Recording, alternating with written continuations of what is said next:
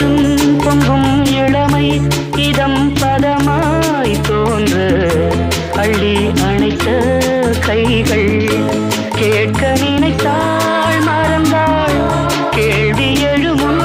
விழுந்தாள் எந்த உடலோ எந்த உறவோ இளமையெனும் பூங்காற்று